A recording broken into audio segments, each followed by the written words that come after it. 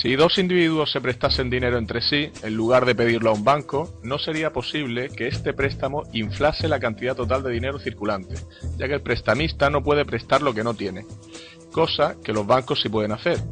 Solo los bancos comerciales y las grandes empresas pueden prestar dinero que producen por el mismo hecho de prestarlo. Irving Fisher, economista, en su libro 100% Money, 1935.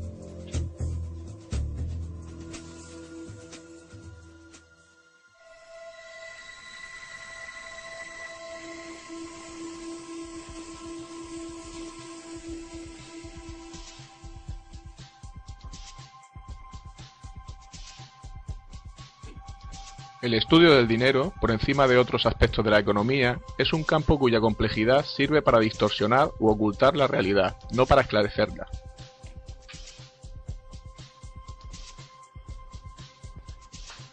La lucha dormida, latente durante siglos y que tendrá lugar tarde o temprano, es la del pueblo contra los bancos.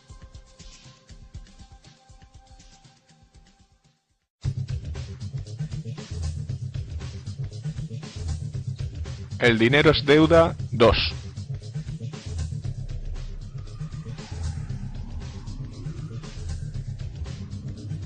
Promesas incumplidas.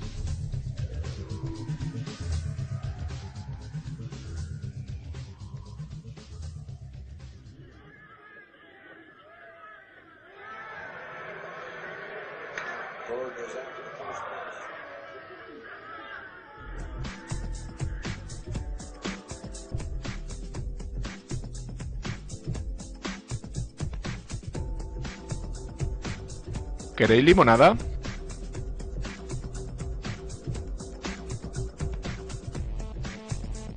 Esto es por un trabajo bien hecho.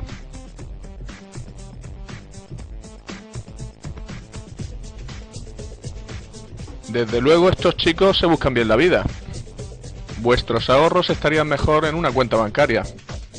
De esa forma vuestro dinero trabajaría para vosotros.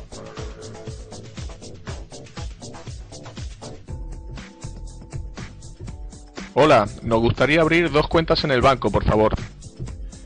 Tenemos una cuenta en el banco como las personas mayores y podremos sacar el dinero cuando queramos.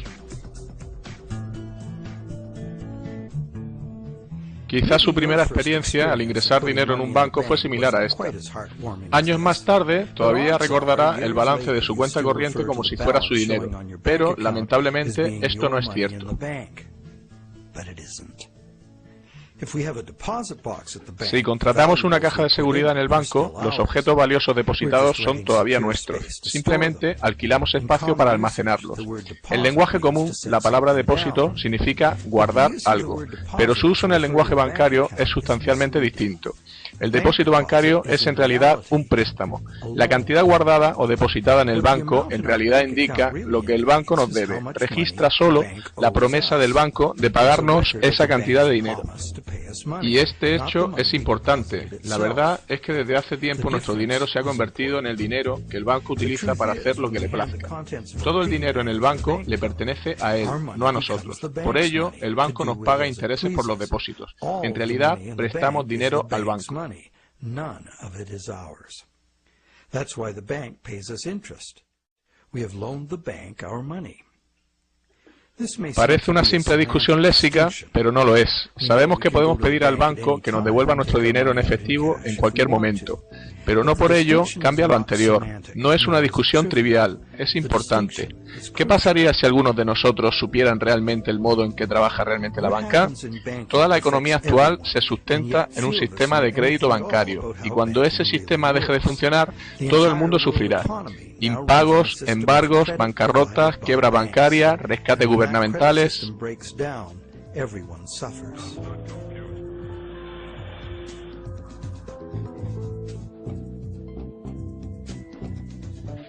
Y los expertos suelen empeorar las cosas cuando tratan de explicar las razones de las crisis económicas. Nunca se fijan en las causas últimas. Deberían empezar por decir que las monedas y billetes suponen solo entre el 1 y el 5% del dinero total en circulación. Todo el dinero que hoy tenemos fue creado en su día como capital de un préstamo bancario. Not only does this make the existence of money entirely dependent on the existence of bank credit, it makes the system as a whole bankrupt by design. Esto no solo hace que la existencia del dinero dependa de la existencia de los préstamos bancarios, sino que aboca al sistema a su bancarrota futura, ya que es imposible físicamente el pago de todas las deudas crediticias. Es por ello que el sistema bancario global camina hacia el colapso. Cada vez más gente se da cuenta de las prácticas bancarias actuales. Muchos han perdido sus casas y trabajo gracias a estos usureros modernos.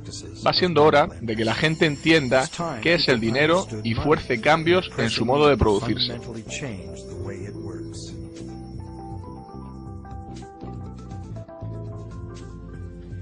Clarificar conceptos bancarios sería un primer paso para entender el sistema.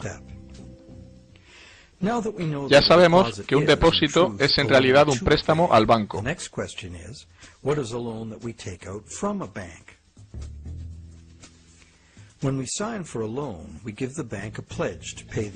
Cuando firmamos un préstamo, prometemos pagar lo prestado más un interés.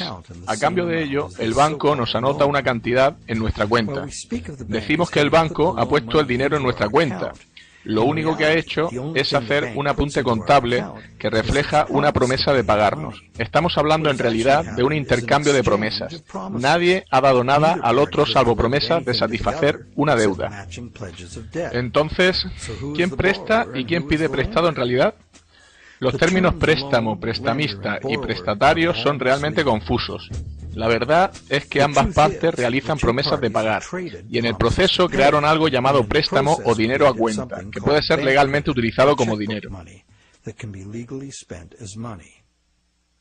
El crédito bancario puede ser gastado porque seguimos pensando que cada vez que depositamos dinero en la cuenta, esto incrementa nuestro balance en la misma cantidad.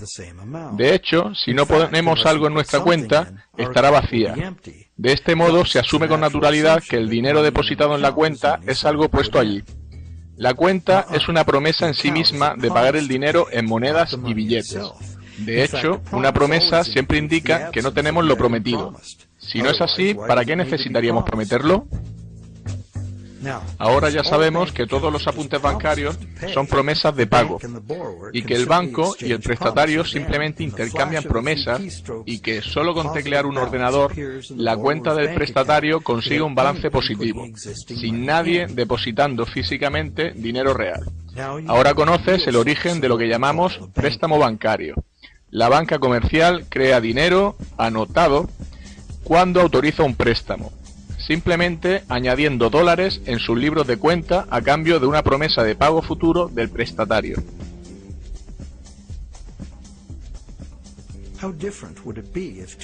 ¿Cambiaría la cosa si las dos partes se acordaran hacerse con un sótano y una imprenta y creasen dinero imprimiéndolo? Sabemos en qué consiste la falsificación de dinero: imprimir miles de billetes falsos de dólar. Esta es también una manera de crear dinero de la nada. El dinero nos da la capacidad de adquirir bienes y servicios del mundo real. Los falsificadores claramente disponen de la capacidad de adquirir bienes reales y servicios, sin darnos nada a cambio, salvo un simple trozo de papel. Los falsificadores obtienen algo a cambio de nada, directamente a expensas de quienes aceptan el dinero falsificado. Y si el dinero falsificado no es descubierto, ellos obtienen su beneficio a través de las ganancias de todos.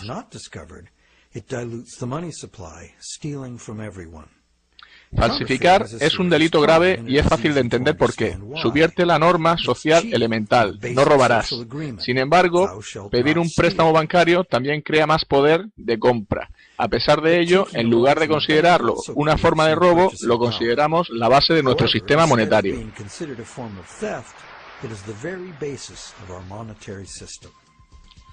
Los bancos prestan creando crédito, crean medios de pago de la nada.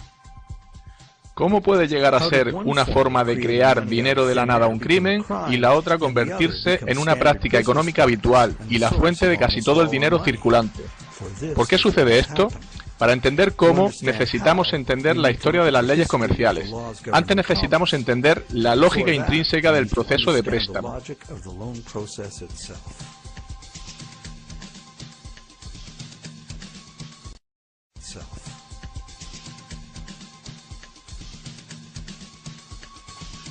Anatomía de un préstamo.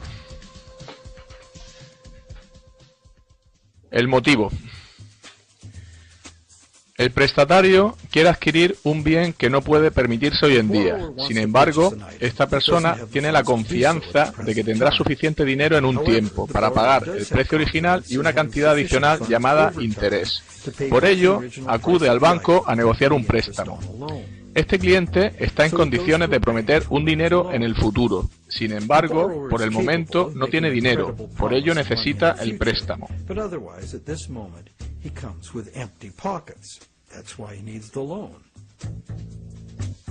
El método. Todos sabemos lo que sucede a continuación. El banco consigue que el cliente firme un contrato, o en su defecto, entregará al banco el objeto que pretende comprar con el préstamo.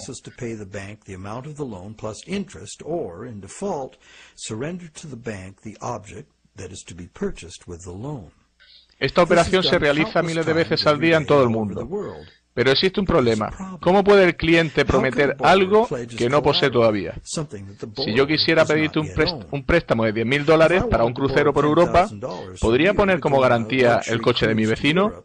Evidentemente no, porque no tengo derecho legal a darte el coche de mi vecino, y da igual cuánto te deba. En lugar de eso, yo prometí comprarle a mi vecino su coche con los 10.000 que me prestarías. La situación cambia. Tú puedes acordar conmigo prestarme los 10.000 creyendo que sí compro el coche, y te prometo pagarte el préstamo cuando sea legalmente mío.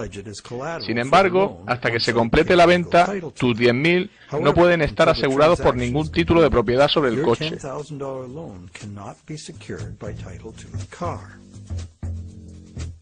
La secuencia de los problemas que vienen a continuación puede permitir evitarlos fácilmente. Puedes comprar el coche y vendérmelo a mí.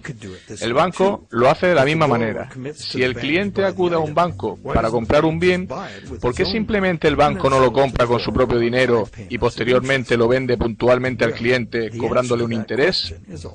Porque el banco y el cliente han acudido a la adquisición con los bolsillos vacíos. El banco cumple su parte del préstamo creando una cantidad para el prestatario. La verdad es que el autodenominado prestatario ha empeñado su cuenta adquiriendo un coche. Como consecuencia de esto, todavía no lo posee. El banco, que en teoría le ha prestado el dinero, no lo ha aportado físicamente, y si todo va bien, nunca lo hará.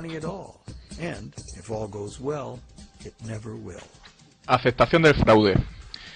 El cliente prestatario cree que los números de su cuenta representan su dinero en el banco. Como el resto de nosotros no entiende la diferencia entre dinero existente y promesa de dinero. Si de todos modos lo puede gastar, ¿cuál es el problema? Por ello, la cuestión es, ¿aceptará la vendedora del coche la promesa de pago del banco? Cierta gente puede pensar que el efectivo sale del banco del comprador. ¿Por qué? Esto se debe a que la vendedora sabe por experiencia que puede ingresar el talón en su banco e incrementar su cuenta. ¿Qué sucede a continuación?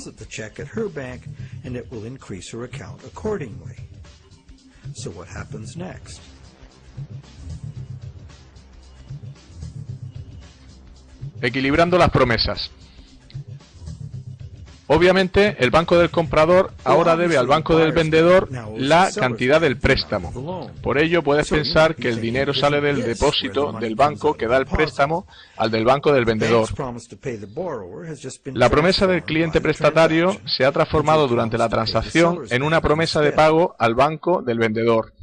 Por ello, el banco del comprador debería transferir una cantidad de dinero al del vendedor, ¿cierto? Esto es cierto solo en una pequeña parte. En el largo plazo, tan pronto como el banco consiga su parte limpia de depósitos, la cantidad de dinero existente que el banco necesita para cubrir sus préstamos puede ser teóricamente igual a cero. ¿Cómo? Bien, imagina primero que la vendedora tiene su cuenta en el mismo banco que el comprador. Deposita el talón del comprador en su cuenta y el banco completa la transacción reduciendo la cuenta del comprador en la misma cantidad que incrementa la del vendedor. Como ambos apuntes son solo promesas, existe dinero real en la operación. ¿Cuál es el resultado final? El banco ha creado un préstamo para el cliente por valor de $10.000. El cliente ha comprado el coche, un objeto real, físico y tangible, y el vendedor lo ha pagado con un préstamo de $10.000. Sin embargo, un trato que implicaba $10.000 en bienes materiales reales fue satisfecho con $0 reales por parte del banco o de otra persona. Por si fuera poco, el banco retuvo esta nueva cantidad de dinero generado, además de hacerse con los intereses e incluso con el coche en caso de impago. En mi pueblo esto se llama magia.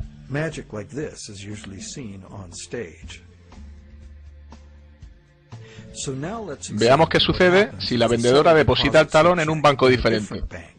¿Será necesario el traspaso de fondos desde el banco del comprador? Quizás, pero casi nunca por toda la cantidad. Esto se debe a que el sistema bancario funciona como un todo. Para ilustrar esta situación, añadiremos otra transacción a este escenario. Simultáneamente, el banco de la vendedora hizo un préstamo similar a una anciana, que compró un juego de altavoces para su televisor. El vendedor de la tienda de electrodomésticos ingresó su talón en el banco, de tal forma que este tercer banco hizo un préstamo similar ingresado en el banco del prestatario original. Cuando los balances fueron conformados, los bancos no se debían nada entre ellos. Aunque hubiese diferencias, serían una pequeña porción del total de crédito creado. Por lo tanto, los bancos prestan a sus depositantes cantidades de dinero mayores de las que ellos mismos necesitan para hacer préstamos. Esto se debe a que los bancos necesitan, a su vez, pedir prestado a otro banco para activar su propio crédito siendo depositado en dichos bancos. Los bancos son capaces de hacer nuevos préstamos y crear cantidades de dinero ligado a deuda debido a que los bancos mantienen sus balances crediticios con créditos entrantes. Generalmente, este dinero no vuelve a salir de los bolsillos del banco. El banco puede invertir fondos propios en bonos empresariales y gubernamentales u otros instrumentos financieros. Si dibujamos un diagrama, quedaría así. El interés que los gobiernos y empresas pagan a los bancos en sus bonos es pagado por nosotros. Lo abonamos como parte de nuestros impuestos y en el precio de los bienes y servicios que adquirimos.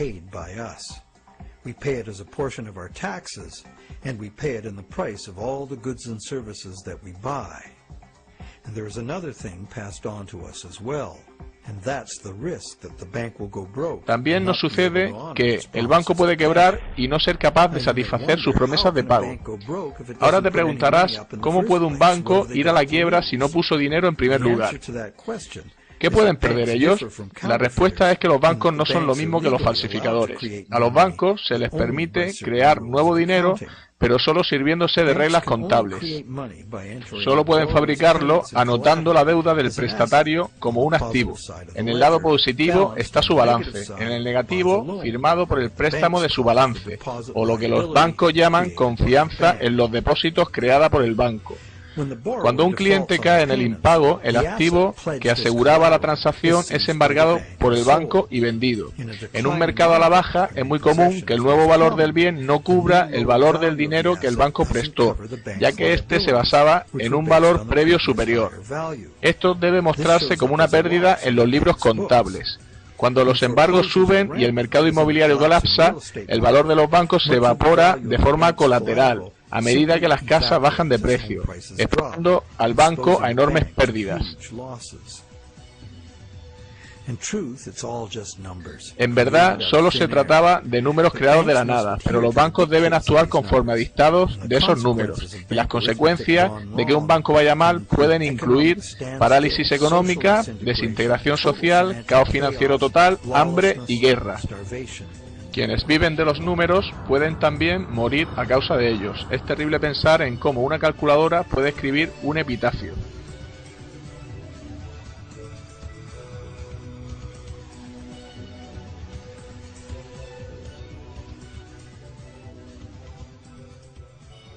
Aunque creemos que entendemos la anatomía de los préstamos, todavía asumimos que en el fondo el sistema funciona y que el total de los créditos que contemplamos será pagado. Al final, ninguno de los dólares que realmente existen ha cambiado de manos.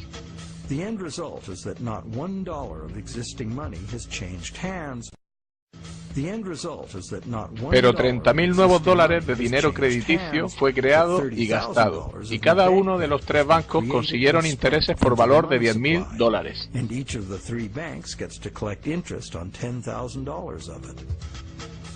¿Es la creación de estos 30.000 dólares, de hecho, un acto similar a la falsificación? La diferencia es que el sistema bancario es legal, regulado por los gobiernos y la justicia para seguir las reglas contables. Otra diferencia es que no hay una víctima evidente, como la persona a la que le cuelan un billete falso. Los bancos argumentan que comprador y vendedor estaban de acuerdo. ¿Dónde está el fraude? Si hay un fraude en esto, ¿quién pierde? Veamos quién consiguió lo que quiso en el trato.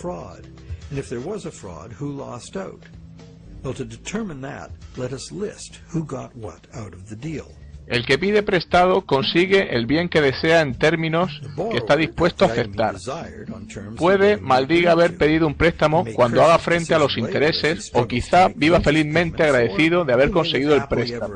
La vendedora consigue un incremento de su saldo, en cuya cuenta desde niña acostumbraba a pensar se guardaba el dinero en el banco.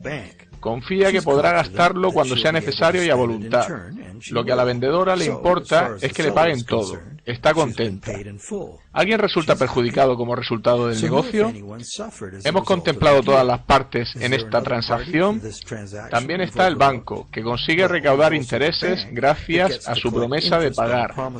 Ese es el negocio y así se suele hacer. ¿Alguno más? ¿De dónde sale el coche? Es un objeto tangible, real. Son necesarios recursos, energía y trabajo para producirlo. Si en este trato consideramos a la sociedad como una tercera parte y el mundo real y natural de donde todas las cosas provienen, porque el nuevo dinero creado en la transacción no quedará aquí, fluirá a la circulación general al mundo real. En último lugar, es el mundo real el que recibe ese dinero y del que sale el coche. Este nuevo dinero podría estimular nuevas producciones, incrementando temporalmente la economía y haciendo a la gente feliz. Frecuentemente así sucede.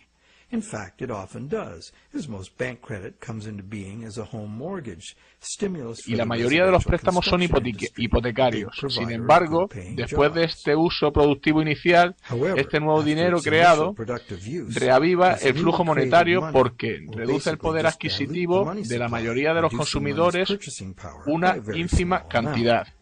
En contraste a esto, una falsificación tiene víctimas concretas. Aquí todos perdemos, porque la sustancia real del préstamo, el coche, fue extraído de la economía hace tiempo por una ligera pérdida de valor del dinero de todos. El descenso del poder adquisitivo de los ahorradores debido a la inflación es mayor que el de aquellos que se dedican a gastar.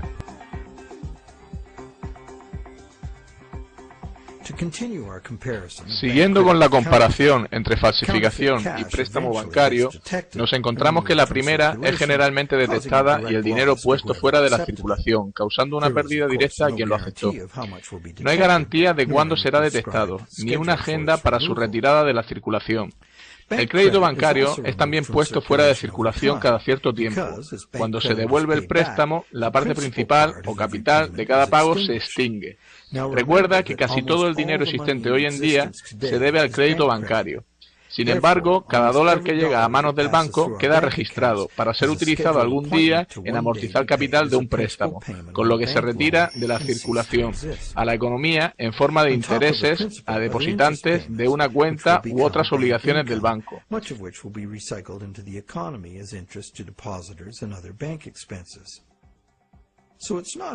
No parece claro que eso sea falsificar dinero.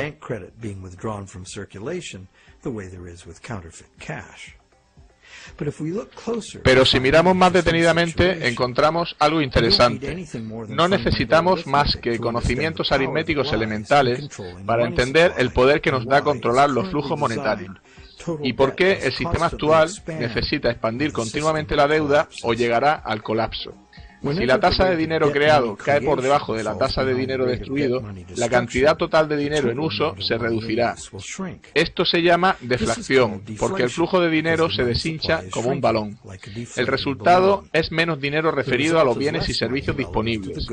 Cuanto menos dinero haya para pagar bienes y servicios, los precios de los mismos irán más a la baja. En principio, esto suena bien y pudiera ser cierto si el dinero no fuese creado como deuda e interés.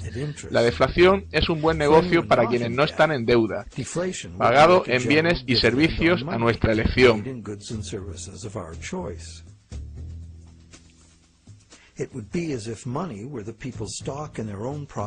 Esto sería correcto si el dinero estuviera en manos de la gente, las empresas, el país. La gente no pediría aumento de salarios. Si un país fuera globalmente más productivo, sin embargo, todo el mundo saldría ganando automáticamente porque su dinero valdría más. Sin embargo, este no es el efecto que la deflación tiene en un sistema, donde el dinero se origina en forma de deuda o interés. Más del 95% del dinero actual deriva de la deuda a los bancos. Como hemos visto, la parte principal o capital del mismo es la creada, no el interés. En el lapso de tiempo entre la creación del dinero y su devolución, y mientras devolvemos los intereses al banco, la mayoría de nosotros puede mantener parte de sus pagos mientras el flujo monetario se incremente. Sin embargo, si el flujo monetario o la deuda total desciende, el dinero es más difícil de ganar debido a su escasez, y los pagos fijos son más difíciles de satisfacer. Para aquellos que están endeudados, las restricciones en el dinero en circulación pueden ser catastróficas.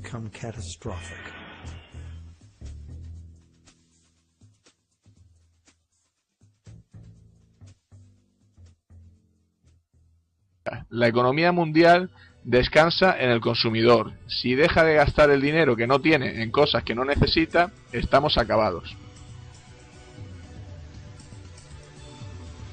El efecto psicológico de la caída de precios y salarios acelera todo el proceso, porque quienes tienen que devolver préstamos, empresas incluidas, se ven incapaces de hacerlo, por lo que no se endeudan ni refinancian más. Sin préstamos nuevos para refinanciar a los viejos, el flujo de dinero se reducirá, resultando de ello un descenso en el empleo y el poder adquisitivo, incluso en el caso de que haya abundancia de recursos y capacidad productiva. Esta espiral matemática hace inevitable los embargos masivos. Los precios bajan porque nadie quiere gastar su dinero. El mercado a la baja destruye el valor del bien que garantizaba el préstamo, causando enormes pérdidas a los bancos. Algunos incluso cierran. La confianza empresarial y del consumidor se pierde y siguen disfunciones sociales y económicas. Con el sistema monetario que tenemos, los ahorros de toda la vida pueden desvanecerse en un abrir y cerrar de ojos. Esta espiral desastrosa no puede ser parada si el gobierno no crea nuevo dinero por sí mismo o se endeuda con la banca privada, para crear suficiente dinero para reflotar la economía. El ejemplo más común lo tenemos en el hundimiento bursátil de 1929. Como consecuencia psicológica de la caída de las acciones, se dieron menos préstamos y por ello hubo menos creación de dinero.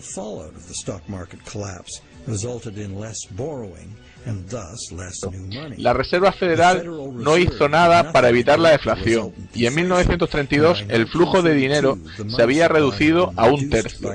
Mucha gente perdió su hogar porque el dinero para pagar las letras de su piso simplemente no existía.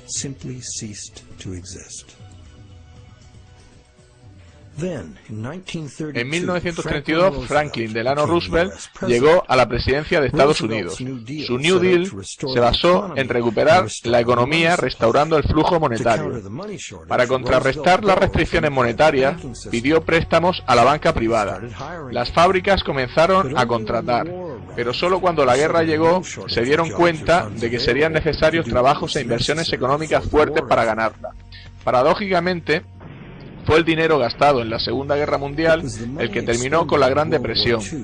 La guerra también causó 50 millones de muertos y condujo a un frágil equilibrio de poder internacional, a una carrera armamentística y devastadoras transformaciones sociales y tecnológicas.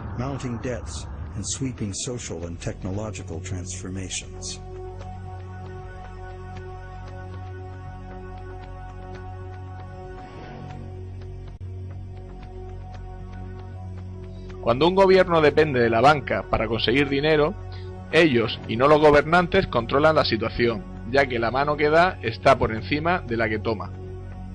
El dinero no tiene patria, los hombres de finanzas no tienen patria ni decencia, su único objetivo es la ganancia.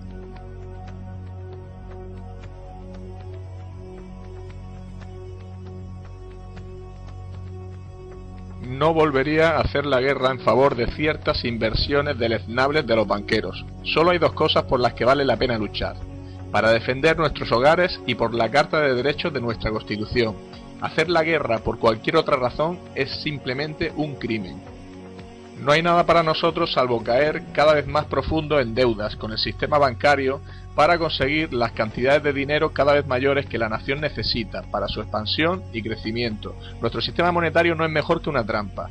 El poder del dinero que ha sido capaz de eclipsar a los responsables gubernamentales no es simplemente el poder de las grandes fortunas, sino que es nada más y nada menos que una nueva técnica de destruir dinero añadiendo y retirando anotaciones en cuentas bancarias, sin el más mínimo interés por el bien de la comunidad o el papel que el dinero debería tener en ella.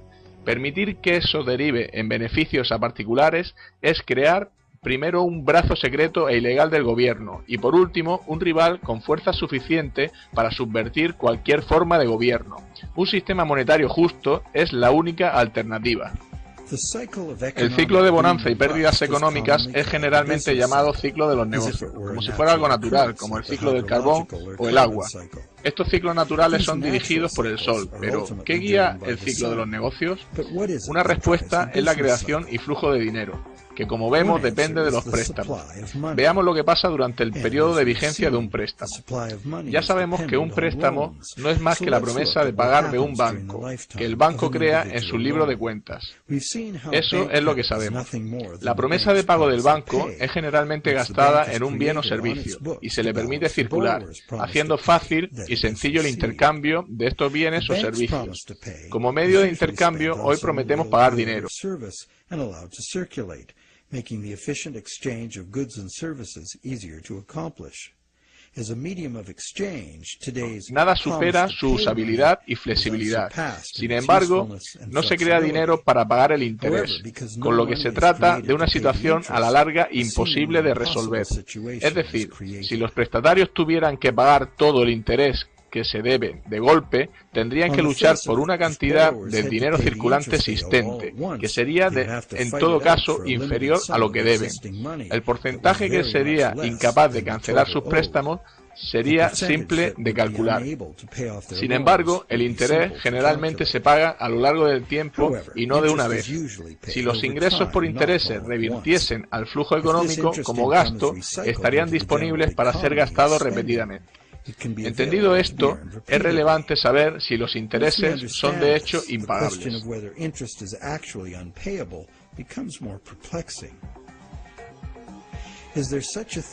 ¿Existe algún sistema sostenible de préstamo que no produzca impagos de forma estructural? En la Edad Media, la usura, entendida como préstamo con interés o cualquier otra forma no productiva de ganar dinero mediante el dinero, era considerada pecado. Aunque la justificación era moral, la razón era práctica. En un sistema monetario fijo basado en la extracción de oro, cualquiera que sistemáticamente prestase su dinero con interés, pronto acapararía todo el dinero. Esto fue una de las grandes causas de la caída de Roma. Especuladores privados acapararon el oro, forzando al gobierno a acuñar nuevas monedas, hechas de otros metales en lugar del oro. La moneda basada en otro patrón metal provocó falta de confianza entre la población y el sistema colapsó. Aprendieron la lección. La Iglesia Católica durante 1000 años declaró pecado el cobro de intereses en un préstamo, castigado con la excomunión. En algunos países la pena por usura era la muerte. ¿Es realmente un pecado el cobro con interés? Hoy parece razonable cobrar por el uso del dinero, pero hay un problema simple e inevitable en ello. El problema viene si los prestamistas no gastan cada céntimo de interés que reciben, de forma que los endeudados puedan ganarlo de nuevo, dependiendo de sus virtudes o lo duro que trabajen. Alguien puede caer en el impago simplemente como resultado de la aritmética. Esto es fácil de ilustrar con un flujo determinado de dinero que viene del oro. Tan pronto como todas las monedas que conforman el interés son gastadas y los prestatarios pueden ganarlas, las mismas monedas son usadas para pagar una y otra vez el interés. El usurero puede aprovechar comprando bienes con ese dinero, pero el dinero debe ser gastado, no prestado o retirado de la circulación. Este acuerdo sería sostenible si no añadimos nada más.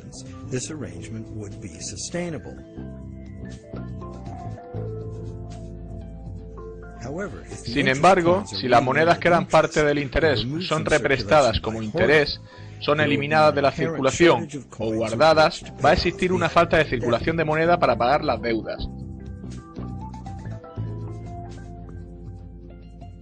Esta situación no tiene grandes diferencias con nuestro sistema de deuda actual. Como hemos visto, cada dólar creado hoy día proviene de una deuda. Después será cancelado por un pago por el valor del principal del préstamo con el que se creó. Por esto, dos cosas son necesarias para los que suscriben préstamos, si quieren ser capaces de pagar la cantidad inicial más los intereses. El dinero principal o capital del préstamo debe estar disponible para ser ganado por quien lo ha pedido, para que pueda hacer el pago principal que exige ese dinero. Asimismo, cada dólar que el cliente paga al banco como interés también debe estar disponible para ser ganado de nuevo por él, para que pueda ser pagado como intereses una y otra vez.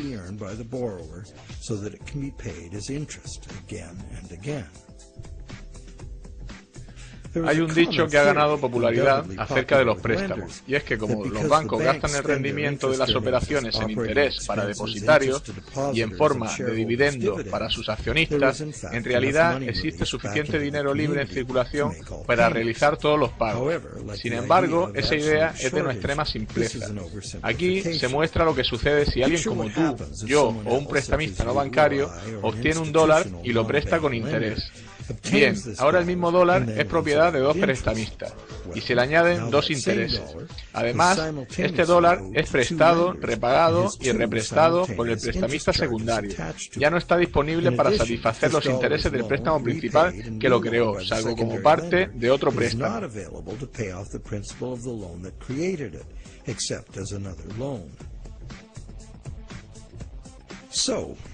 Entonces, ¿podemos pedir prestado a Peter para pagar a Paul y a la inversa? Esto se pone interesante. Sí podemos, sin embargo, cada vez que hay un préstamo hay que añadir un interés que también ha de ser satisfecho. Si es posible ganar estas cantidades de interés, todos los pagos serán realizados. En esto basan muchos economistas y defensores del modelo actual. Arguyen que no puede haber una escasez de dinero y que los pagos pueden realizarse. Pero se trata de un axioma falso. Por ejemplo, si prestamistas secundarios consiguen cantidades de este dinero, el dinero será prestado una y otra vez, de forma perpetua, siempre con interés. Cada vez se añadirá una cantidad que será imposible de pagar. Esa es la razón por la que cada interés se carga en el sistema como un todo.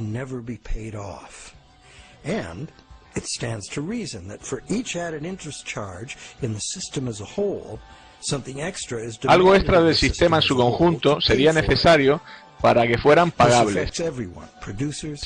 Esto afecta tanto a productores, gobiernos y consumidores. La competición para vender más necesita bajar los precios para conseguir mayores ventas y nos lleva a la superproducción y saturación del mercado. Como consecuencia, puede crecer el desempleo, cerrar factorías y haber bancarrotas.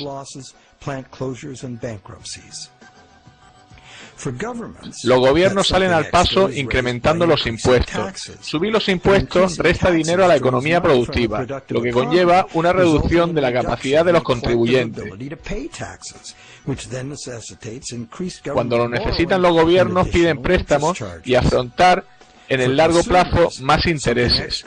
Los consumidores pueden obtener ingresos extras pluriempleándose, pidiendo préstamos para pagar deudas pasadas o dejando de pagar durante periodos prolongados de tiempo. La competencia para conseguir un trabajo mueve a la baja los salarios durante largo tiempo, añade cantidades enormes a la cantidad de intereses que se debe.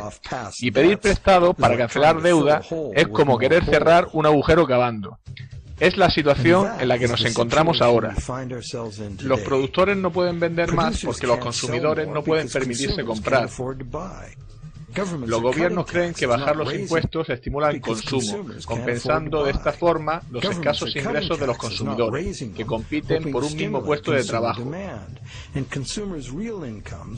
Sin embargo, cualquier incremento global en la cantidad de intereses lastra el sistema monetario, provocando escasez de dinero dentro del mismo. Esto se debe a que la economía productiva real debe limitarse a la disponibilidad de los recursos naturales. La economía productiva sirve a las necesidades actuales, no a las demandas artificiales de la economía financiera, que tiene una sed ilimitada en beneficios y que trabaja obviando las limitaciones físicas del mundo real.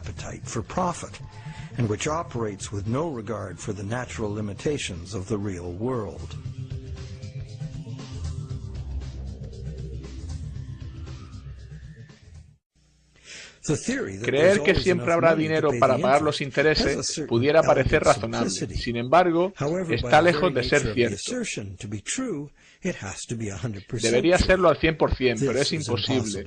Por un lado, existen muchos prestamistas secundarios que no son bancos y añaden sus tipos de interés al dinero que ya está cargado con él.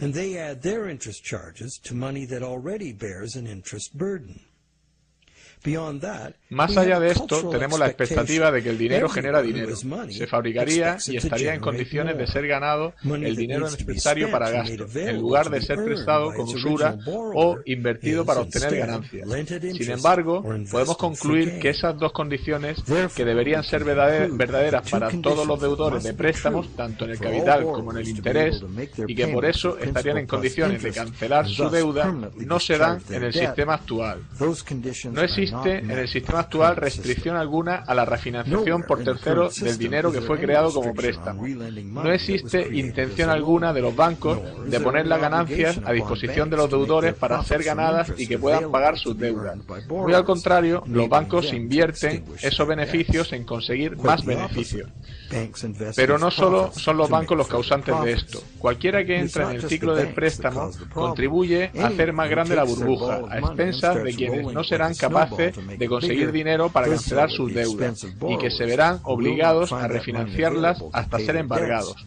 Una bola de nieve mayor se agranda más rápido. De la misma forma, crecen los intereses en un préstamo mayor. El rico se hace más rico y el pobre se hace más pobre. El dinero necesario para los prestatarios en su reino inferior de la economía productiva, del trabajo diario, sube unos escalones para jugar en el casino del mundo de las ganancias financieras abstractas. Y en ese mundo es donde las transacciones son apenas apuestas a números, en un esfuerzo por lograr mejores cifras. Nada tiene esto que ver con satisfacer las necesidades reales de las personas.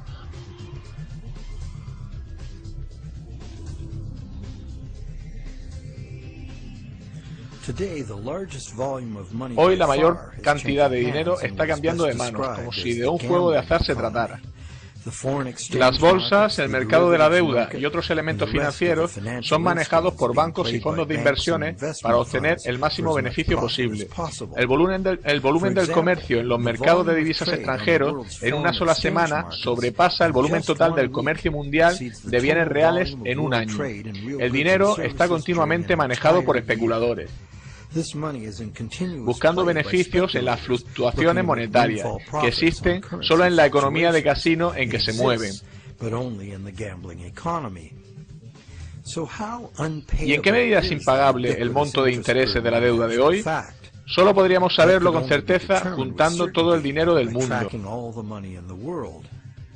Con 6.000 millones de personas ganando, gastando y pidiendo y dándose préstamos, los flujos monetarios internacionales son casi tan complejos como las corrientes oceánicas. Son impredecibles. Pero la dirección es bastante clara y simple. La misma vieja historia. Los ricos están incrementando más y más sus apuestas en la economía, en donde sus clientes prestamistas no tienen apenas oportunidad de lograrlo.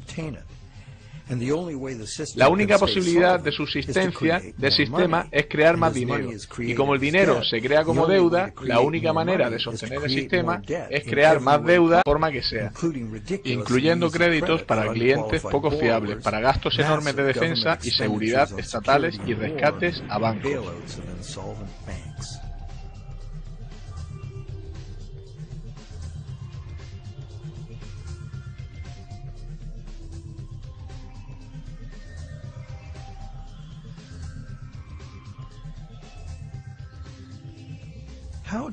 ¿Cómo el ciclo de crédito individual se convirtió en un fenómeno conocido como ciclo de los negocios? El ciclo del préstamo individual puede ser descrito así. Primero, hay un estímulo económico razón del desembolso inicial. A esto le sigue la inflación, ya que el nuevo dinero básicamente rescata el flujo de dinero.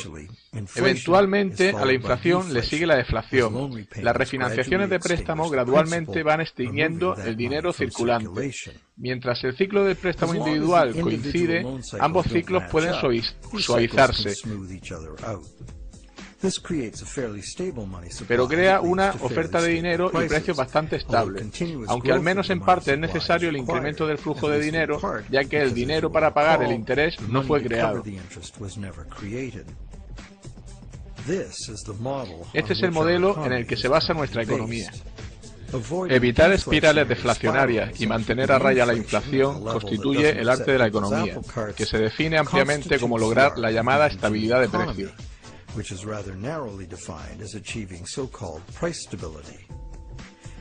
Sin embargo, si echamos un vistazo al poder adquisitivo del dólar a lo largo del siglo pasado, instantáneamente se revela lo que significa la estabilidad de precios en bienes reales. El dólar ha perdido casi todo su valor, un 96%, y lo sigue haciendo en la actualidad. No estamos logrando la estabilidad de precios. Claramente se necesita estudiar psicología para entender la naturaleza humana. El ciclo del crédito individual dentro del fenómeno colectivo del ciclo del negocio. La simple razón es que si una persona ve grandes perspectivas en un negocio pidiendo préstamo correctamente y expandiéndose, otros confían en lograr lo mismo.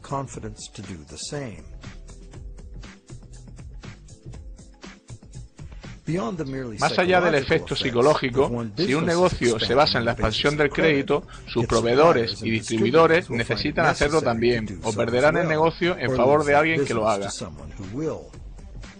El mismo efecto podría darse en el caso de una compañía que no encuentra crédito. Por lo tanto, es previsible que los ciclos individuales de préstamo tengan un recorrido paralelo entre ellos, en lugar de darse al azar, y cuando lo hacen a mayor escala estamos ante el llamado ciclo de los negocios, que proviene directamente de las acumulaciones de la fuerza de ciclos individuales. Para concluir, alguien puede alegar que más allá del intercambio de promesas hecho entre el banco y su cliente, la sociedad se mueve entre una inflación crónica y la dependencia monetaria hacia los bancos, para pagar intereses realmente inasumibles. Esto da lugar a una aceleración en el incremento de la deuda y a una depreciación del dinero. La única alternativa sería un colapso deflacionario de la economía, seguido de un caos social o una guerra. Esta situación tan insana contagia a la sociedad y la debilita a todos los niveles. Somos como adictos. La solución no es consumir más heroína, sino más y más dinero prestado. Y eventualmente nuestra capacidad colectiva para prestar y refinanciar préstamos está agotada. Ello nos lleva a expandir el crédito hacia nuevos mercados, creando esencialmente un instrumento para conducir a más personas hacia una deuda perpetua. En Estados Unidos, esta expansión continua de la deuda ha alcanzado más de 53 trillones americanos de dólares de deuda, lo que supone unas 5 veces los ingresos anuales de todo el país. ¿Está el mundo feliz del final de esta transacción crediticia? Seguramente no. En realidad vivimos ajenos al origen de los problemas.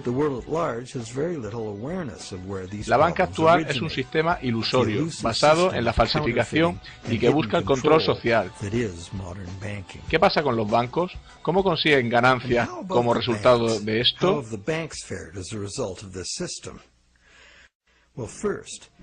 En primer lugar, solamente poniendo una pequeña fracción del dinero que prestan, los bancos han conseguido un gran flujo de ingresos derivados de los intereses crediticios.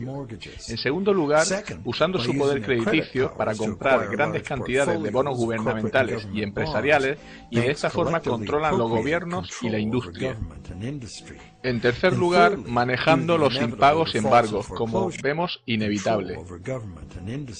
El banco gana la propiedad legal de bienes tangibles reales. Finalmente sucede lo peor. Si hay un impago masivo, el banco acumula grandes pérdidas. El gobierno es forzado a rescatar a los bancos con ayudas multimillonarias para salvar al sistema financiero. ¿Cómo se financian esos rescates? Adivínalo. Más deuda para el contribuyente. Un auténtico logro para sacar esto adelante. Y sin ser consciente la mayoría de las víctimas.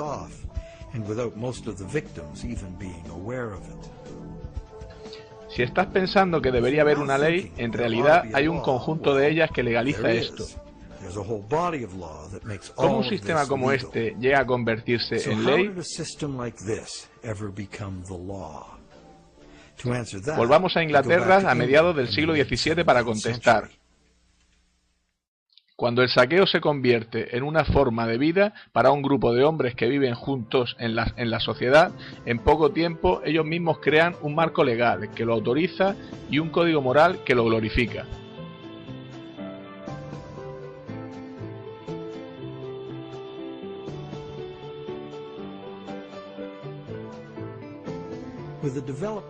Con el desarrollo de mejores embarcaciones y las nuevas exploraciones que permitieron, el comercio se expandió rápidamente. Para desarrollar el comercio sobre largas distancias y periodos prolongados de tiempo, los contratos escritos se hicieron más y más imprescindibles y sofisticados. Bajo la ley inglesa había quedado establecido hace mucho que un contrato habría tenido lugar si algún bien real ha cambiado de manos. Un traspaso de bienes o derechos en propiedad fue el quid del intercambio, y eso fue lo que el juzgado evaluaría con imparcialidad, no solo las palabras en el documento. Un contrato por el cual no ha habido intercambio de bienes reales o derechos de propiedad era facto o nulo, y podría ser declarado así por un juzgado. Así, un contrato en el que un coche fue puesto como garantía ni siquiera sería posible calificarlo de contrato. Ninguna ley común lo pondría en valor. Además, en el caso de una disputa sobre un contrato de derecho común, solo alguien que de hecho había dado consideración a la transacción. En otras palabras, solo aquel que envió los bienes tenía el derecho a pedir ante un tribunal para satisfacer el contrato por la otra parte. Este derecho no era transferible a un tercero.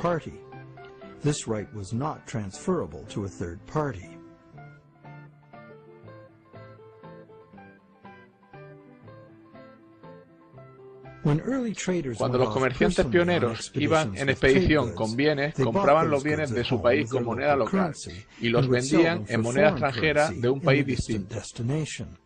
Con este dinero compraban bienes locales en ese país y los traían de vuelta al suyo para venderlos en la moneda local. Bastante sencillo. A medida que el comercio se sofisticó, los comerciantes se hicieron sedentarios. Simplemente contrataban barcos para realizar envíos. Esto dio a los comerciantes la libertad de importar mercancías de diferentes países, a los que ellos exportaban mercadería de su país. Sin embargo, sobrevino un problema. Los bienes exportados habían sido pagados con moneda extranjera, cuyo valor necesitaba ser gastado en algún lugar. Mover dinero en moneda conllevaba un enorme riesgo de robo, así como la pérdida de cierto valor en su conversión en un país diferente.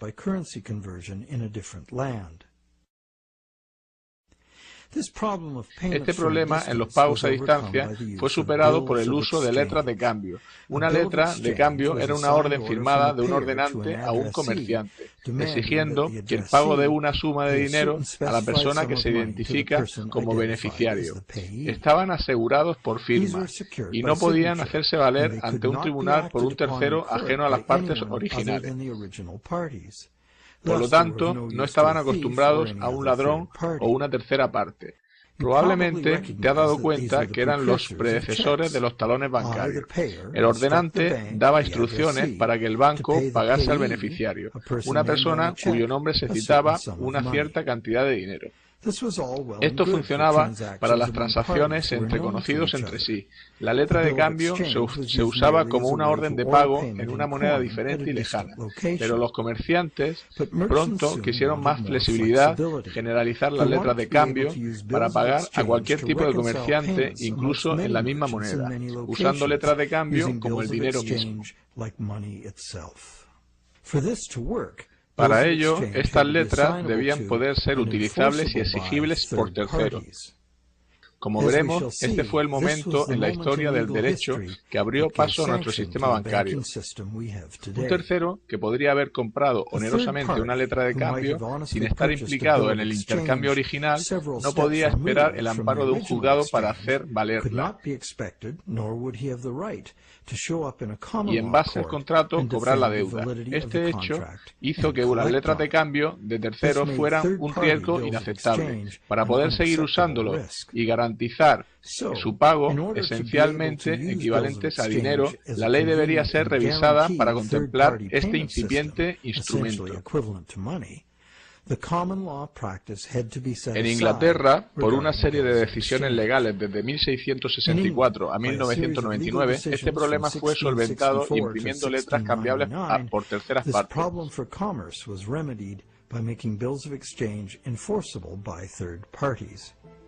Si un tercero había comprado una letra a título oneroso y de buena fe, sin haber razón para sospechar fraude por parte del que se lo vendió, entonces esta letra automáticamente era vigente ante los tribunales por parte del signatario.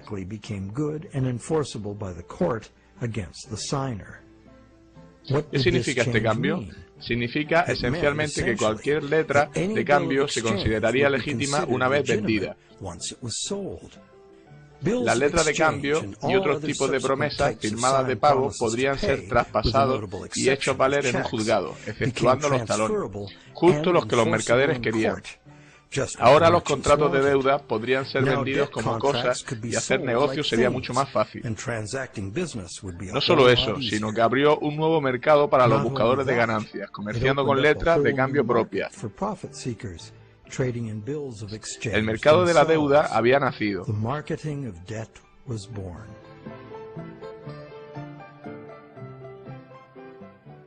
El cambio legal tuvo otro efecto también. Ahora era posible engañar y forzar a una persona a firmar una promesa jurídicamente vinculante para pagar, y luego, si esa promesa era adquirida por terceros de buena fe, podía ser esgrimida ante el signatario en un tribunal. En última instancia, esto se convirtió en uno de los principios rectores del Código Comercial uniforme, que rige los negocios en Estados Unidos y por extensión en el resto del mundo. Los sistemas monetario y tributario por completo están regidos por este código. Si compramos un portátil robado en la calle, somos culpables por ello. No importa si el dinero es nuestro y no sabemos que es robado. El juzgado retornará los bienes a su propietario original. Perdemos nuestro dinero como compradores, seamos o no inocentes. Incluso podemos ser acusados de delito. Pero si firmamos un contrato de préstamo y le damos un valor real en bienes fiduciarios, no importa que el contrato de préstamo haya sido alumbrado de forma fraudulenta. Quienes quiera que lo firmaron deben pagarlo según las leyes comerciales, y los juzgados darán vigor a la obligación. Hoy los contratos de deuda pueden darse en múltiples formas, incluyendo préstamos especiales e hipotecas.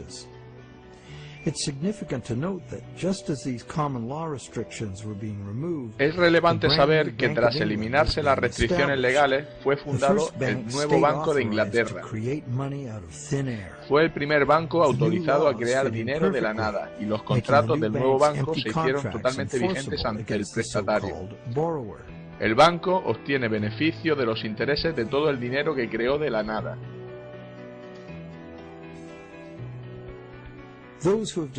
Aquellos que hayan descubierto la verdadera naturaleza de nuestros préstamos bancarios y hayan intentado retar sus contratos de deuda en juzgado moderno, habrán descubierto que estos contratos son una salvaguarda enorme del dinero como deuda. El banco debería haber vendido el contrato de préstamo original a una tercera parte por el valor, y aunque ese tercero es a menudo solo una empresa hermana del banco, todo lo que importa al juez es quién tiene el documento, qué pone y por quién está firmado.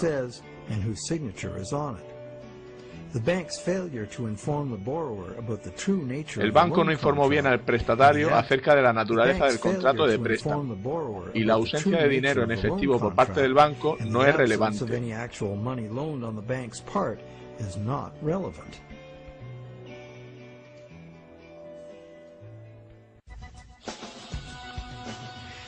Y para concluir nuestra investigación, parece que las prácticas de la banca moderna descansan en diferentes violaciones de las leyes y el sentido común, así como de la justicia natural.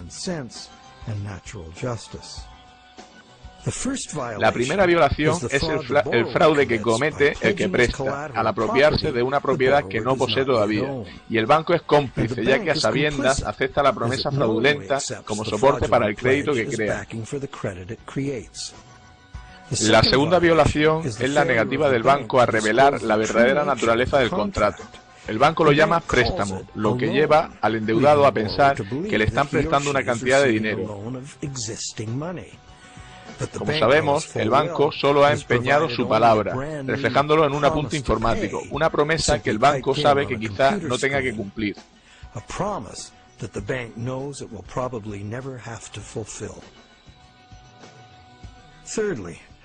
En tercer lugar, el contrato de préstamo debería ser inválido, porque los contratos imposibles son legalmente inválidos. El banco está creando un contrato imposible de cumplir, porque las condiciones requeridas para garantizar el pago del principal, más los intereses, no se cumplen, a menos que el sistema de reciclaje retorne el 100% del capital e intereses. Claramente no se cumple. Algunos prestatarios irán al impago y a perder los bienes que pusieron en garantía de sus préstamos, debido simplemente a restricciones estructurales del dinero.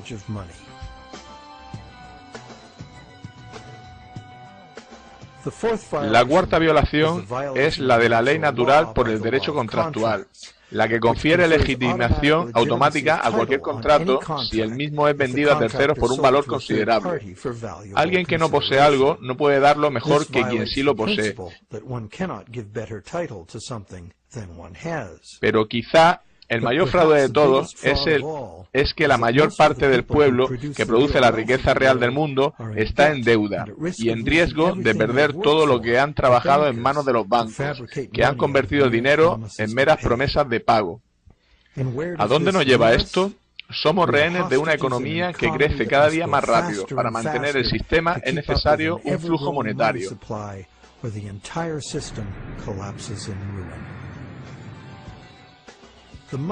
El sistema monetario actual rechaza reconocer que la economía real está limitada por la capacidad material del planeta para proveer las materias primas y los servicios que la economía precisa. El planeta es finito, y aunque parezca obvio que la economía no puede crecer a un ritmo acelerado siempre, nuestro sistema monetario corre como el autobús de la película Speed. No puede bajar de velocidad o la bomba que tiene consigo estallará.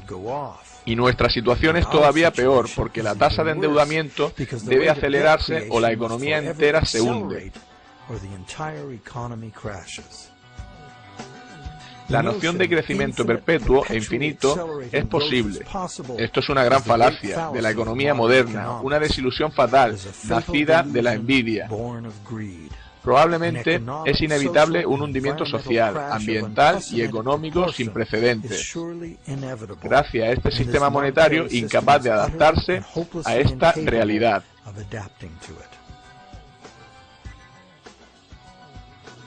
El sistema monetario necesita ser reconstruido desde el mismo suelo.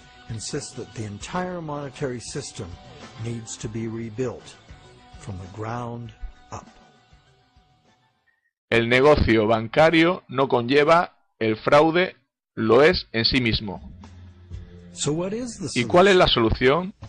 Mucha gente sugiere volver al patrón oro como referencia de las emisiones de moneda. Argumentan que el oro es la verdadera moneda, con un valor inherente. El principio subyacente aquí es que el dinero es valioso debido a su escasez, del mismo modo que el oro es escaso. La norma general dice que aquellos que sostienen esta visión creen que el dinero debería existir independientemente del gobierno. Hay otra escuela de pensamiento diametralmente opuesta, que piensa que la creación del dinero debería ser monopolio del gobierno. El gobierno, que representa al pueblo, debería gastar el dinero pensando en el interés público, por lo tanto con respaldo de la moneda, y simplemente gastar el dinero que se tiene. El gobierno nunca necesitaría endeudarse o pagar intereses. Si los gobiernos gastasen sin límite, la moneda perdería valor y para prevenir la inflación, la moneda necesitaría ser eliminada. Se podría garantizar usando varios impuestos y tasas. Los gastos gubernamentales serían, sin embargo, interdependientes unos de otros en perfecto equilibrio. Sin embargo, el objetivo de los impuestos sería la estabilidad de precios, ya que el gobierno no necesitaría ingresos por impuestos para operar de forma ordinaria. A lo largo de los siglos se ha usado sistema de crédito gubernamental y de patrón oro. El patrón oro prevaleció a lo largo del siglo XX. Esto no se debió a que no funcionase el dinero como préstamo del gobierno. Lo hizo en el país donde fue aceptado en el pago de impuestos. Pero hasta la invención del intercambio de moneda moderno, el comercio internacional se realizaba con oro. Además, el hombre ha tenido una fascinación sobrenatural por el oro durante siglos. Durante milenios hemos pensado que el dinero en términos de una riqueza portable e inherente, como las monedas de oro. Sin embargo, no es la única manera de pensar en el dinero. Tampoco en la era del dinero que huye, esto ha dejado de ser exacto. El dinero es en su raíz una idea que el hombre inventó para transformar sistemas tribales en complejas civilizaciones. Gracias en parte a su desarrollo, fue posible la especialización del trabajo y el intercambio indirecto de bienes y servicios.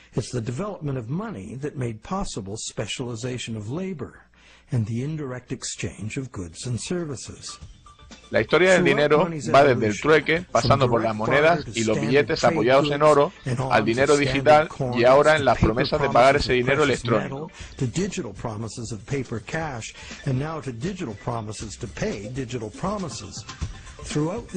En esta evolución prevalece la idea de lograr mayor flexibilidad y seguridad en su uso, y la existencia de garantías seguras de pago, en lugar de usar el dinero mismo. El problema con la promesa de pagar es que siempre da una oportunidad de oro para el engaño. Crear más promesas es una forma de incumplirlas en el largo plazo. Existe una manera de garantizar el intercambio de dinero más seguro que las promesas de pagar de nuestro sistema. Aquí lo tenemos. La existencia del dinero digital seguro es hoy una posibilidad debido a las tecnologías de encriptado. Una hipótesis sería tener un número de serie asignado a cada billete físico en papel.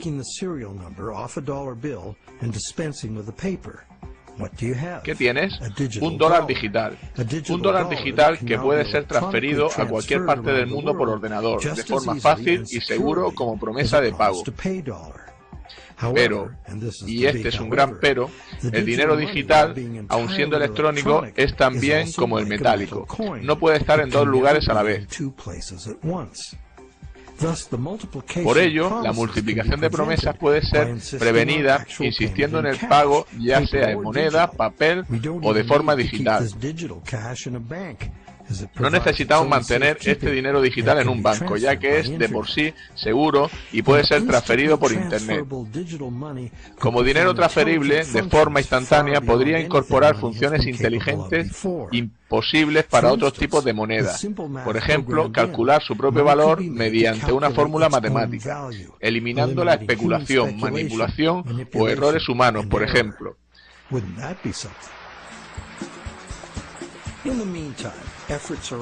Mientras tanto, se realizan esfuerzos para la reforma legislativa del sistema monetario. Se ha escrito sobre diferentes iniciativas como leyes de reforma monetaria, detallando cómo devolver a los gobiernos el monopolio de la creación de dinero y limitando a los bancos su capacidad de préstamo a la forma en que la mayoría de la gente piensa que en realidad funciona. Siempre se han planteado reformas de este tipo y siempre perseguían la misma idea. Los beneficios de la puesta en circulación de dinero pertenecen al pueblo.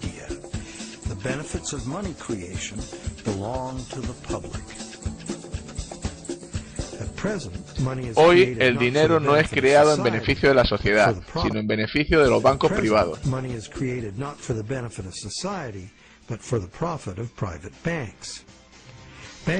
A los bancos les encanta crear cantidades enormes del mismo, puesto que así consiguen recaudar más dinero en intereses y llegan a ser más ricos. En el proceso, los bancos ganan más control sobre todos, individuos, industria y políticos.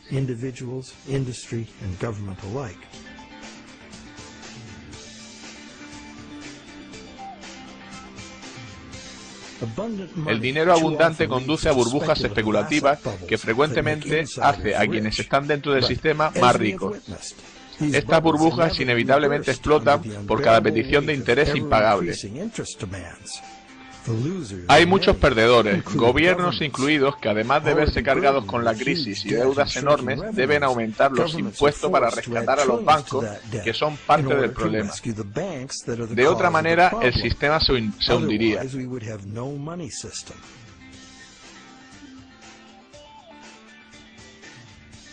Es una situación absurda y trágica, teniendo en cuenta que los gobiernos podrían crear ellos mismos el dinero y gastarlo libre de interés en infraestructuras, educación, sanidad universal, etc.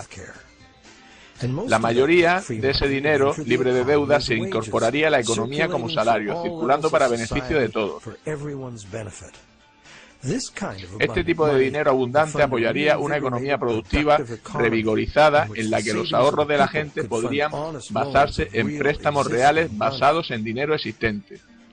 El origen del dinero está en el intercambio de bienes reales. Sin el valor que se le da en el mundo, el dinero no es nada. Como hemos visto, en el mundo real, es el mundo real el que hace el préstamo, no el banco.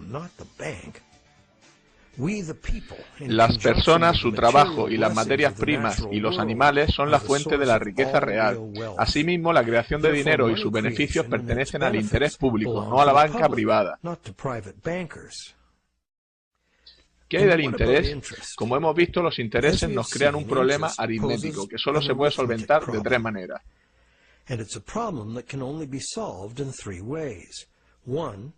Impagos y embargos, deuda perpetua del suministro monetario o la única solución preferible, un reciclaje al sistema del 100% del interés como en forma de gasto de los prestatarios. Pero este reciclaje solo puede ser cumplido nacionalizando la industria bancaria en bien del interés público. Por ejemplo, las ganancias de esta banca pública serían pagadas a todos los ciudadanos como dividendo, o se emplearían en inversiones gubernamentales en lugar de recurrir a impuestos, como se hizo en la Pensilvania colonial. Es una manera diferente en que se podría organizar el sistema monetario. Siempre ha habido alternativas y ahora también.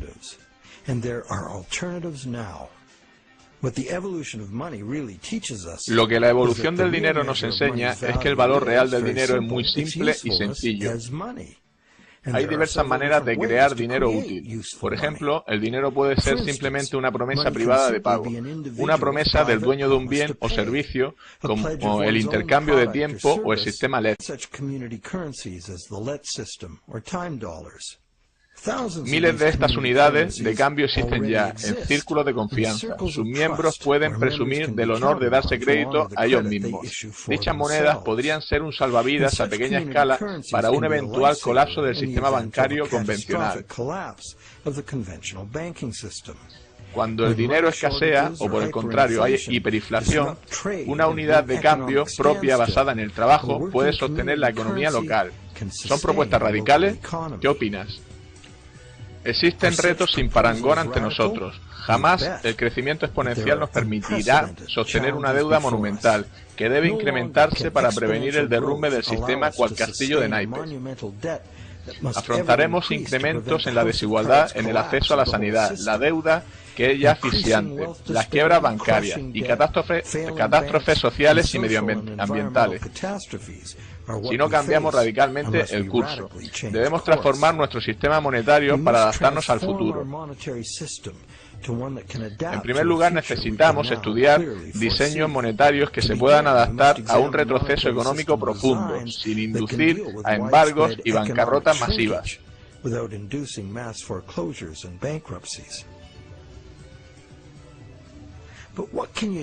Pero, ¿qué puedes hacer tú? Existen personas y organizaciones que cuestionan el sistema monetario actual debido a sus problemas y a su manifiesta injusticia. Puedes ingresar en ellas y presionar en favor de los cambios necesarios. Puedes hablar con tus amigos. La crisis financiera es un momento de aprender. Cuando los gobiernos tienen que rescatar a los bancos que antes prestaban dinero, las contradicciones, el fraude y las fallas fatales del sistema actual resultan evidentes. Las soluciones también están ahí si miramos detenidamente. No podemos permitirnos hacer ajustes al sistema actual, puesto que no lo salvarán. Son necesarios cambios radicales, buscando el bien de todos, no el beneficio y control de unos pocos. Debemos dejar atrás nuestras percepciones erróneas y desenfocadas para hacer esos cambios, afrontar el reto de una transformación completa. La realidad está ahí.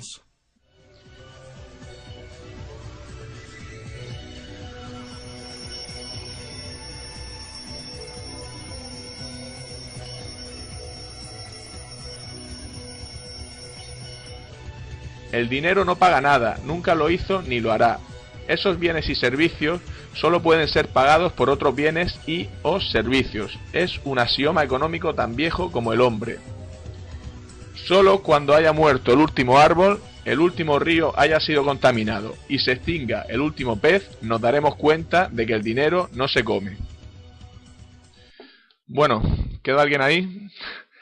Espero que sí, porque esto de estar doblando, la verdad es que es un poco coñazo, ¿eh? Y además la información que aparece en el vídeo es importante. En realidad es la más importante para comprender en qué mundo vive.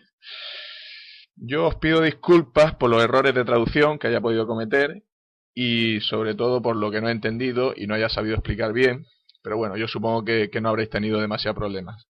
Abrazos.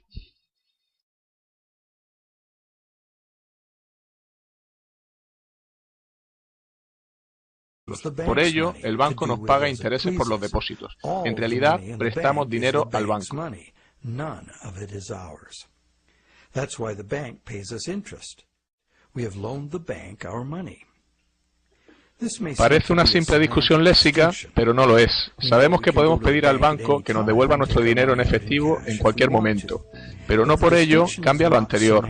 No es una discusión trivial, es importante. ¿Qué pasaría si algunos de nosotros supieran realmente el modo en que trabaja realmente la banca? Toda la economía actual se sustenta en un sistema de crédito bancario, y cuando ese sistema deje de funcionar, todo el mundo sufrirá. Impagos, embargos, bancarrotas, quiebra bancaria, rescate gubernamentales.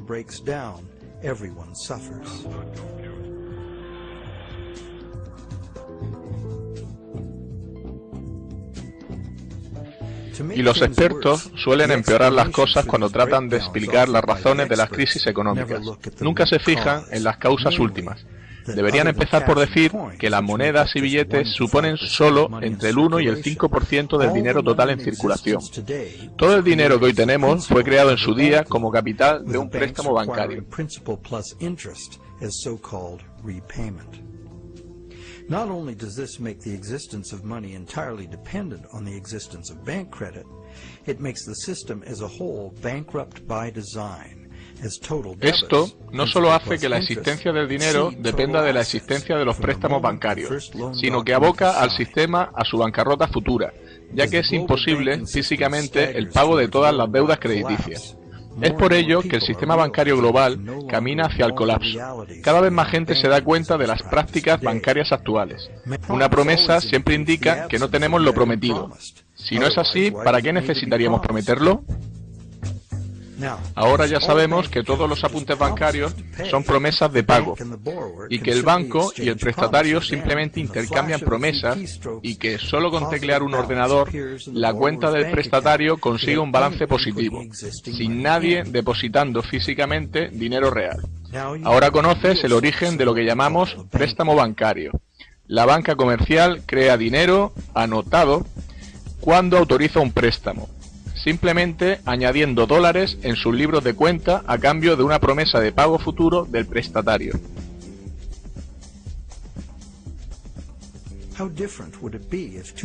¿Cambiaría la cosa si las dos partes se acordaran hacerse con un sótano y una imprenta y creasen dinero imprimiéndolo? Sabemos en qué consiste la falsificación de dinero: imprimir miles de billetes falsos de dólar.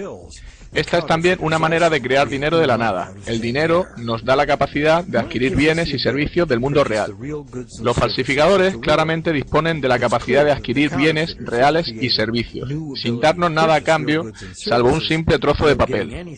Los falsificadores obtienen algo a cambio de nada, directamente a expensas de quienes aceptan el dinero falsificado. Y si el dinero falsificado no es descubierto, ellos obtienen su beneficio a través de las ganancias de todos.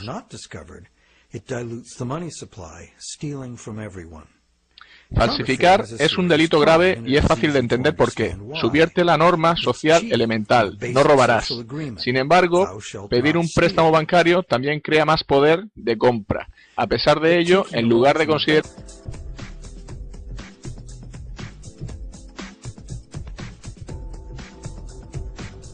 ¿Queréis limonada?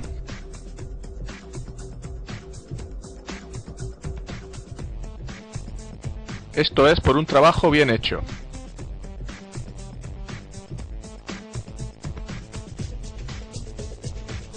Desde luego estos chicos se buscan bien la vida. Vuestros ahorros estarían mejor en una cuenta bancaria. De esa forma vuestro dinero trabajaría para vosotros.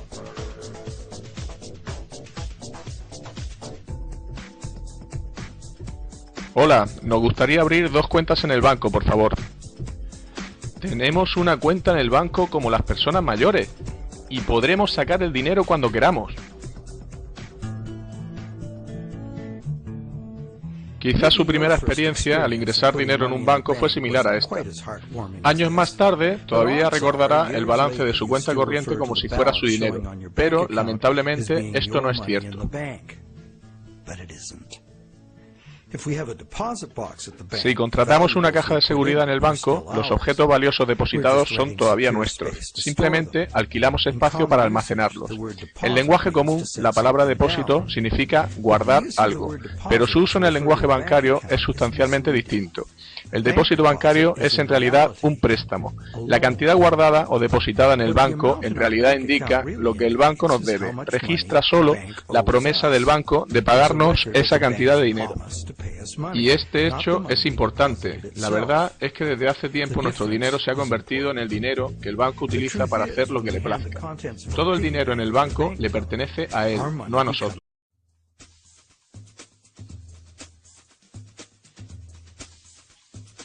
Si 2 individuos se prestasen dinero entre sí, en lugar de pedirlo a un banco, no sería posible que este préstamo inflase la cantidad total de dinero circulante, ya que el prestamista no puede prestar lo que no tiene, cosa que los bancos sí pueden hacer.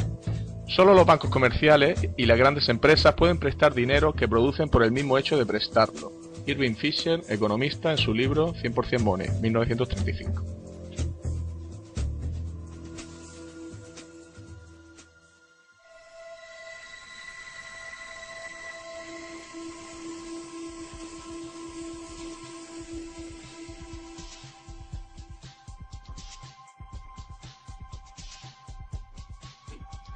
El estudio del dinero, por encima de otros aspectos de la economía, es un campo cuya complejidad sirve para distorsionar u ocultar la realidad, no para esclarecerla.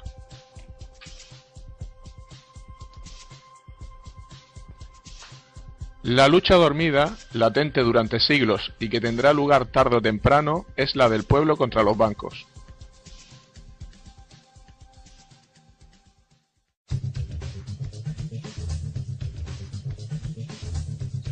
El dinero es deuda 2.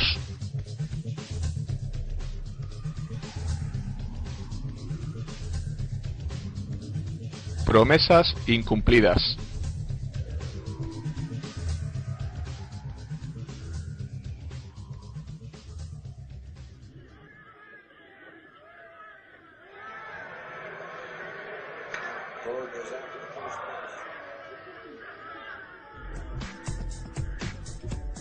Muchos han perdido sus casas y trabajos gracias a estos usureros modernos. Va siendo hora de que la gente entienda qué es el dinero y fuerce cambios en su modo de producirse.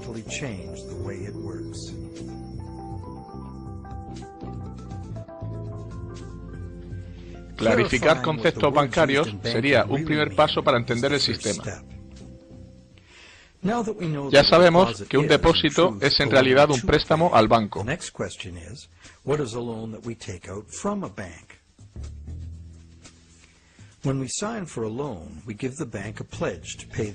Cuando firmamos un préstamo, prometemos pagar lo prestado más un interés. A cambio de ello, el banco nos anota una cantidad en nuestra cuenta. Decimos que el banco ha puesto el dinero en nuestra cuenta. Lo único que ha hecho es hacer un apunte contable que refleja una promesa de pagarnos. Estamos hablando en realidad de un intercambio de promesas. Nadie ha dado nada al otro salvo promesas de satisfacer una deuda. Entonces, ¿quién presta y quién pide prestado en realidad? Los términos préstamo, prestamista y prestatario son realmente confusos. La verdad es que ambas partes realizan promesas de pagar, y en el proceso crearon algo llamado préstamo o dinero a cuenta, que puede ser legalmente utilizado como dinero. El crédito bancario puede ser gastado porque seguimos pensando que cada vez que depositamos dinero en la cuenta, esto incrementa nuestro balance en la misma cantidad. De hecho, si no ponemos algo en nuestra cuenta, estará vacía. De este modo, se asume con naturalidad que el dinero depositado en la cuenta es algo puesto allí. La cuenta es una promesa en sí misma de pagar el dinero en monedas y billetes. De hecho,